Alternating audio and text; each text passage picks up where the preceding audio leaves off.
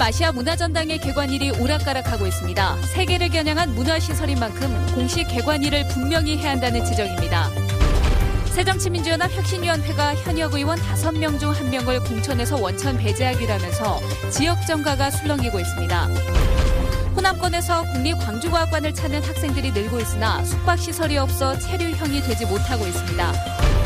서울 일본 대사관 앞에서 분신한 최은열 씨가 작성한 글이 공개됐는데 일본의 파렴치함과 우리 정부의 무대응을 꾸짖고 있습니다.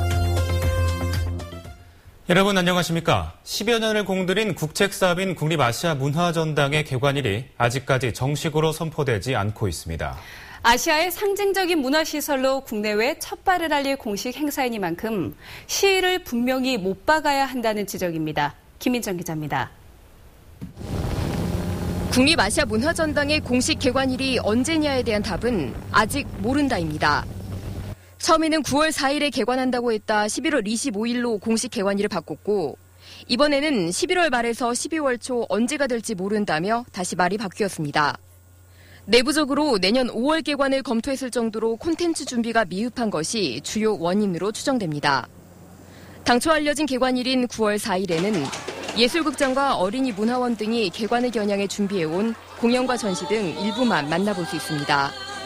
문화전당의 가치를 또 다른 측면에서 체험할 수 있는 창조적인 콘텐츠들은 아직 선보일 단계가 아닙니다. 아시아 문화전당 내부에서도 9월에 전당을 찾아온 시민들이 10년 준비한 게 고작 이거냐는 반응을 보일까 전전긍긍하는 목소리가 나오고 있습니다. 기대를 가지고 오실 텐데 그 준비 상태가 미흡했을 때 거기에서 얻을 수 있는 상실감이라든지 배반감 이런 것은 상당히 클 거라고 보고요. 그것에 대해서 과연 어떻게 해야 될지 참. 개관일을 두고 문체부가 모호한 태도를 보이는 사이 개관일에 대한 혼선은 가중되고 있고 사상 초유의 아시아 복합 문화시설에 대한 국내외적 신뢰 저하마저 우려됩니다. MBC 뉴스 김민정입니다. 직원 채용 절차가 진행 중인 아시아 문화원의 정원이 70명 이하 수준으로 논의 중입니다. 아시아 문화전당은 기획재정부가 예술의 전당 수준인 120명 규모를 제한하고 있어 전부 조직 50명을 제외하면 아시아 문화원 정규직이 70명 이하로 채용될 가능성이 있다고 밝혔습니다. 문화전당은 부족한 인원은 이번 채용과 동일한 절차를 거쳐 2차 채용하고 아시아 인재 채용을 위해 특채 등도 진행할 계획입니다. 새정치민주연합 혁신위원회가 현역 의원들을 대상으로 점수를 매겨 하위 20%, 즉 현역 의원 5명 중 1명은 공천에서 원천 배제하기로 하면서 지역 정가가 술렁이고 있습니다. 김철원 기자입니다. 새정치민주연합 혁신위원회가 국회의원과 단체장, 지방의원 등 선출직 공직자에 대한 공천 기준을 발표했습니다. 총선과 지방선거에 나갈 현역 국회의원과 단체장, 지방의원들을 대상으로 점수를 매겨 하위 20%는 공천을 주지 않겠다는 겁니다. 여러 가지로 검토하고 또 논의한 결과 기본적으로 20%는 배제하는 게 필요하다. 당장 내년 4월로 다가온 국회의원 총선의 경우 의정활동과 공약 이행도, 선거 기여도 등을 평가해 점수가 밑에서 20%에 해당하는 현역 의원들은 아예 공천하지 말아야 된다고 했습니다. 광주 전남의 새정치민주연합 소속 17명의 국회의원 가운데 내년 총선 물갈이 대상은 산술적으로만 따져도 최소 3명에서 4명 이상이 될 것으로 보입니다. 혁신위는 또 도덕성에 문제가 있는 인사나 막말 행위자 등에 대해서도 평가 결과와는 무관하게 공천 때 불이익을 줘야 한다며 문제 있는 인사들은 스스로 책임 있는 모습을 보이라고 촉구했습니다. 도덕적, 법적으로 하자가 있는 분은 자동적으로 날아가게 됩니다. 여러분들이 20%라는 숫자를 저희가 발표한 이번 안만으로 생각하시면 안 되고. 박지원 의원은 페이스북에서 원칙적으로 찬성한다며 하위 20% 공천 배제는 당연하다고 말했지만 다른 의원들은 아직 반응을 내놓지 않고 있습니다. 혁신위는 이 같은 8차 개혁안을 내일 당무위원회에 상정해 의결할 예정입니다. MBC 뉴스 김철원입니다. 일주일 전 서울 일본 대사관 앞에서 분신한 최은열 씨가 분신 전에 작성한 글이 공개됐습니다. 일본의 파렴치함과 우리 정부의 무대응을 꾸짖었는데 광주 지역 대책위가 오늘 꾸려져 활동에 들어갔습니다. 정용욱 기자입니다. 지난 12일 서울 일본대사관 앞에서 열린 수요 집회 도중 분신한 광주 서구의 81살 최헌열 씨. 항일 독립운동가의 후손이자 근로정신대 시민모임의 후원회원인 최 씨는 분신 전에 작성한 7천만 동포에게 고함이라는 제목의 A4 용지 5장 분량의 글에서 일본의 파렴치함과 우리 정부의 무성의함을 규탄했습니다. 아베 정권은 반성할 줄도 사죄할 줄도 모르고 우리 정부는 과거사 문제에 대해 해놓은 게 무엇이 있냐는 겁니다. 최 씨의 이 같은 뜻을 알리기 위해 대책위가 발족했습니다. 대책위는 광복 70주년을 맞아 위안부나 근로정신대 문제 해결은 물론 과거사를 부정하는 아베 정권과 과거사 청산의 미온적인 우리 정부의 각성을 촉구하겠다고 밝혔습니다.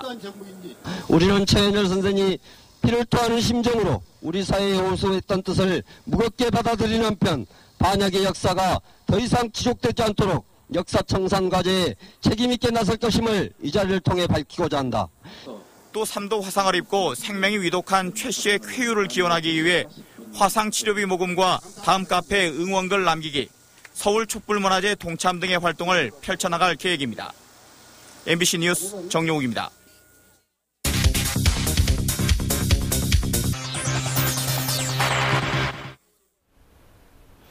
개관 2주년을 앞둔 국립광주과학관을 찾는 전남 지역 학생들이 계속 늘고 있습니다.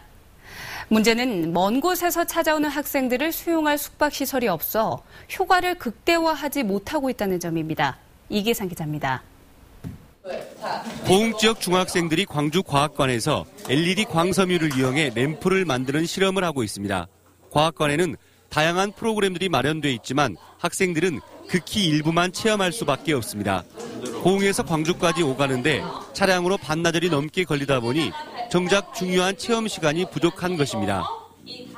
하루 전날 와가지고 여기서 숙박을 하고 아침에 차분하게 오면 이제 여유롭고 좋을 텐데 그런 여건도 안 되고. 이 같은 문제를 풀기 위해서 국립과학관에 있어야 할 시설이 숙박동입니다. 광주와 비슷한 시기에 개관한 대구과학관을 비롯해 4개의 국립과학관에는 교육 숙박동이 건립되어 있습니다. 학생 단체 관람객들이 저렴한 비용으로 숙식을 해결하면서 여유롭게 체험 활동을 할 수 있도록 한 것입니다. 전국 시도 가운데 전남북 지역의 섬이 가장 많은 터라 호남권의 거점인 광주과학관에 숙박동이 반드시 설치돼 있어야 하지만 예산 부족으로 건설 단계에서 빠져버렸습니다. 도서지방에 있는 학생들은 우리 과학관을 들러서 과학 체험을 할 수 있는데 거리상으로 대단히 한계가 있죠. 따라서 그 학생들을 위해서라도 중학교 자유학기제가 전면적으로 시행되고 나면 전남북 농어촌 지역 중학생들의 과학관 방문 수요는 폭발적으로 늘어날 것으로 예상됩니다. 부지까지 이미 확보돼 있는 상태에서 숙박동 건립에 필요한 예산은 60억 원. 하루빨리 국비에 반영되도록 호남권 자치단체와 국회의원들이 발벗고 나서야 한다는 목소리가 높아지고 있습니다. MBC 뉴스 이계상입니다. 광주시가 천문대 건립을 추진하고 있습니다. 광주시는 오는 2018년까지 청소년의 천체 탐구 기회 제공 등을 위해서 천문대를 건립할 계획을 갖고 국립공원 무등산자락 등에서 천문대 부지를 물색 중입니다. 천문대는 100억 원 예산을 들여 3층 규모로 세워질 예정이며 KTX 개통과 국립아시아문화전당 개관과 연계해서 새로운 관광 상품으로 활용될 전망입니다.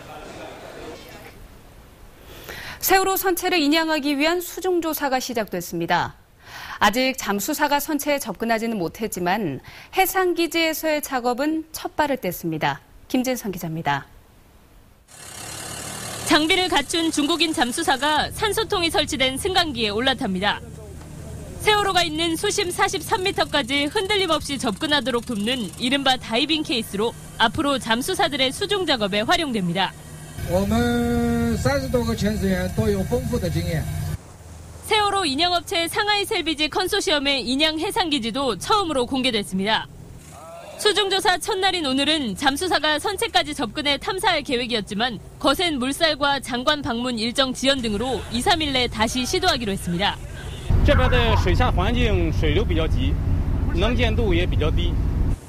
현재 바지선에 있는 중국 잠수사는 32명, 업체는 내년까지 96명을 확보해 수중조사와 인양에 나설 계획입니다.